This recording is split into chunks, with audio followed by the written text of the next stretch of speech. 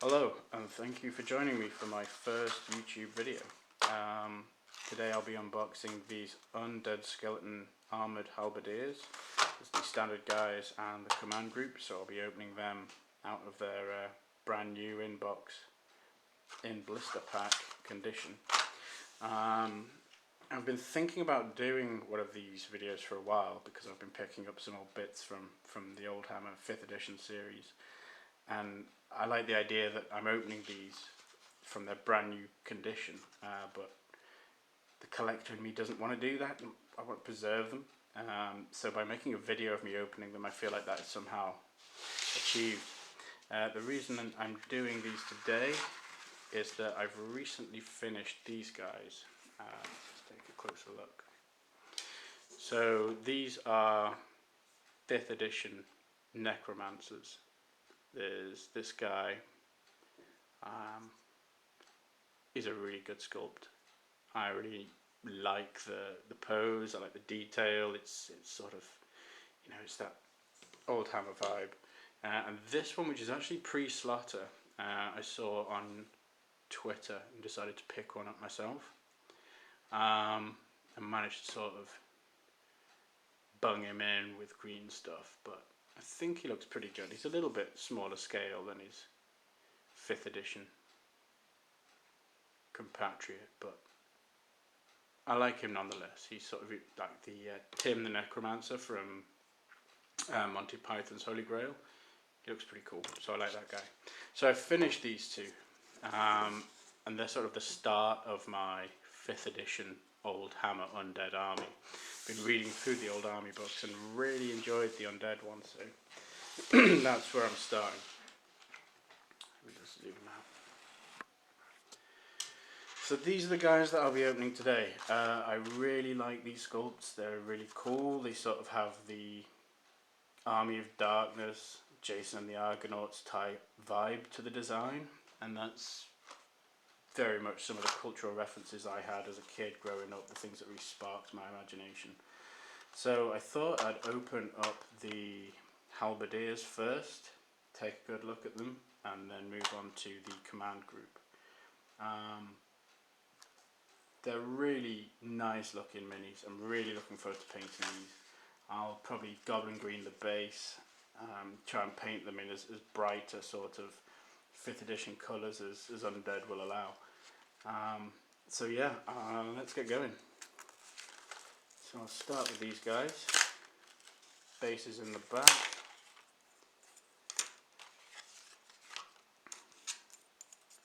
Standard diagonal square base, 1995, and the foam packaging at the back.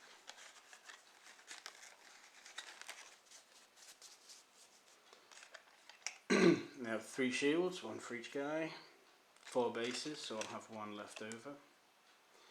First guy to come out is this guy.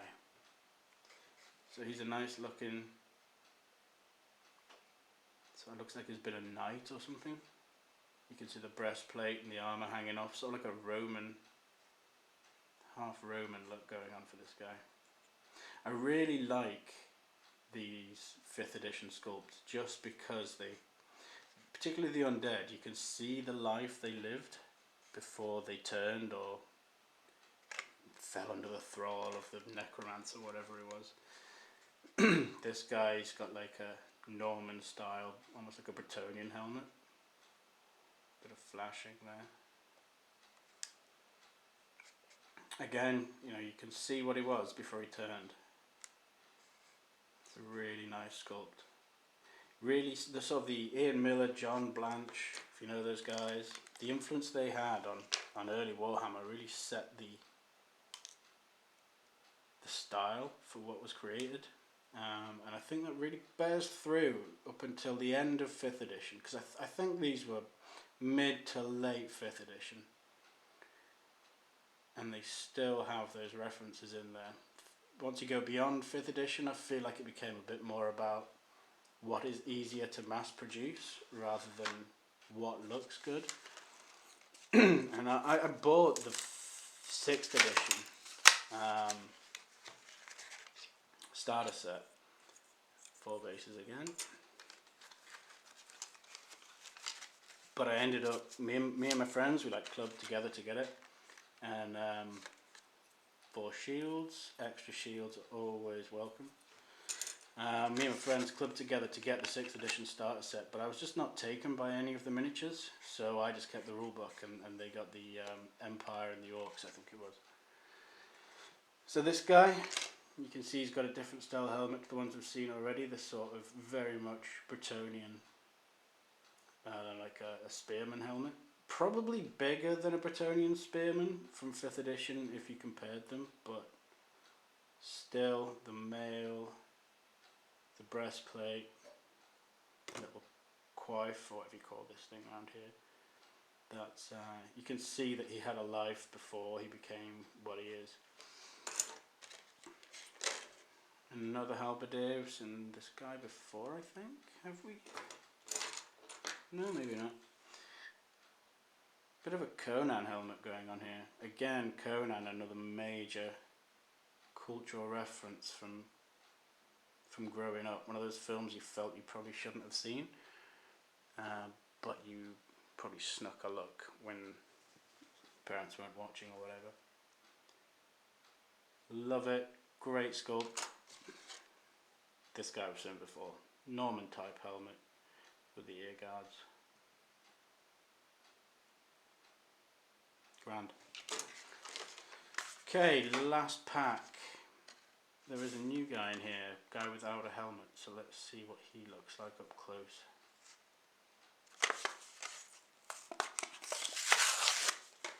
I always used to like that when I was a kid. You'd open the blister pack and it wouldn't quite peel off properly, so you had to run your thumb around the edge to open it up.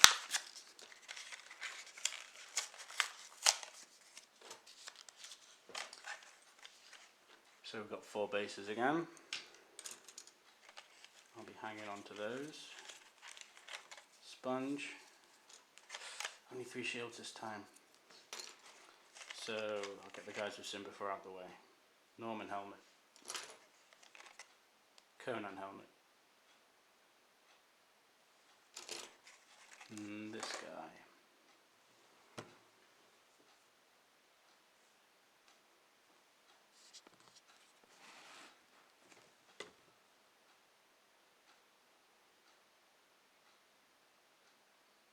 Really nice, sinister looking sculpt. I like it. I like the armour. Because of the less detail up here, you've got this sort of more bland plating compared to like guys with loads of chainmail going on.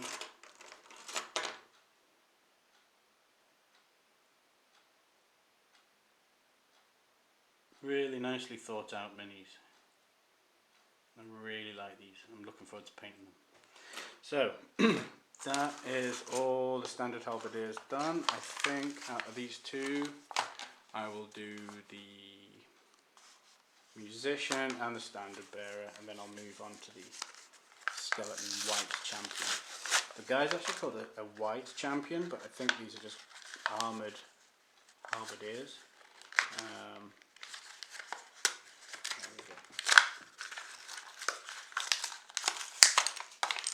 So 2 bases, GW not wasting any money there. 2 shields, and the standard bearer first. Bit of a bend on the standard pole, that's fine. Really nice looking figure.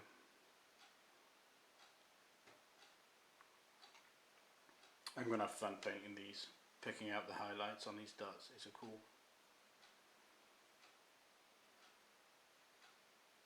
Very good.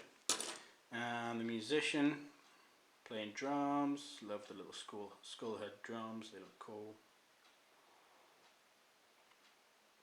Animal pelt cape. He looks really nice. A little bit of flash in there, I'll take that off. I'll probably like file these and trim any little bits that are hanging off before I base them. But there's not much to do really. The mould lines are pretty well disguised. I'm struggling to actually see bit of a mould line across the helmet. But yeah, he looks good. Happy with that one. And this guy is just a really nice looking mini. I love the winged helmet, very like Night Lords, 40k Night Lords looking fella. Sword's got a bit of a bend on it, but let's open him up. Sort that out.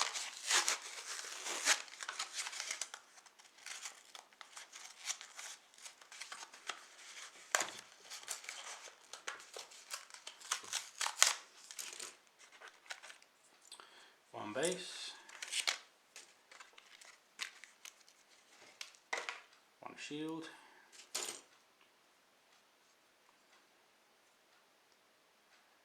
bring that up a bit.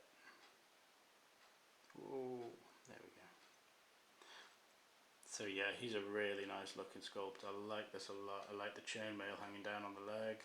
So the damage to his armour. There's one plate missing here. And this big winged helmet. He's going to do like the black, white and red colour scheme. I think that will show up really well. And this big plume out the back and the cape. Very nice. Very pleased with him. So he will lead